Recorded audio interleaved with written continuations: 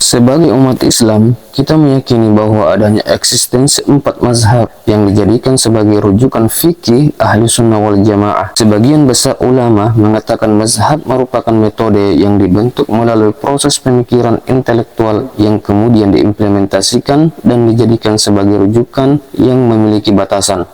Secara bahasa, mazhab berarti jalan yang dilalui atau dilewati. Setiap imam mazhab memiliki kelebihan dan karakteristik dalam fatwanya. Berikut kita akan mengulas kisah kehidupan keempat imam mazhab. 1. Imam Abu Hanifah. Beliau lahir di Kufah, Irak pada tahun 699 Masehi. Beliau adalah seorang pendiri mazhab Hanafi. Di tempat kelahirannya di Kufah, beliau menghabiskan sebagian hidupnya di sana. Dengan kecerdasan yang dimilikinya, beliau mampu menyelesaikan 600.000 perkara tentang fikih.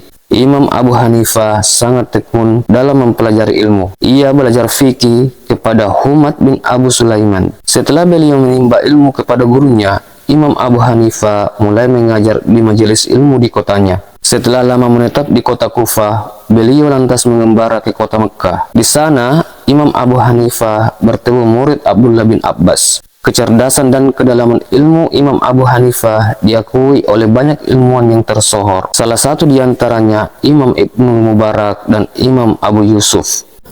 2. Imam Malik. Imam Malik lahir pada tahun 711 Masehi.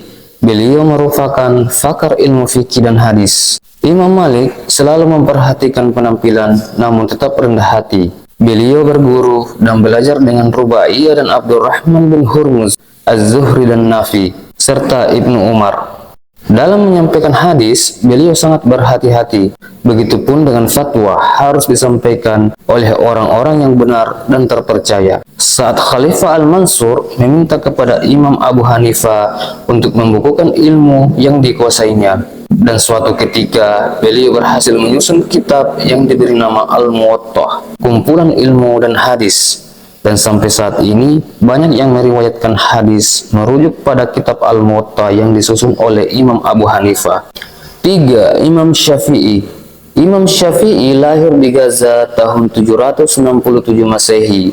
Beliau merupakan seorang cendekiawan muslim dan pendiri mazhab Syafi'i yang sangat banyak diikuti di berbagai belahan dunia seperti halnya Indonesia. Beliau memiliki kitab Ar-Risalah. Di usia 10 tahun, Imam Syafi'i sudah menghafal 30 juz serta mampu memahami etimologi seluruh ayat dalam Al-Quran dengan rahmat Allah Subhanahu wa Ta'ala. Sehingga pada saat itu, seorang mufti dari Mekkah, Muslim Ibnu Khalid Al-Zinji, memberinya kuasa untuk mengeluarkan fatwa. Imam Syafi'i juga menghafal Al-Muwatta milik Imam Malik.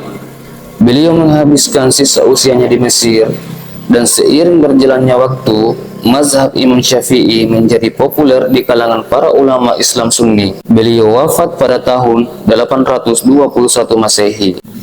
4. Imam bin Hambal.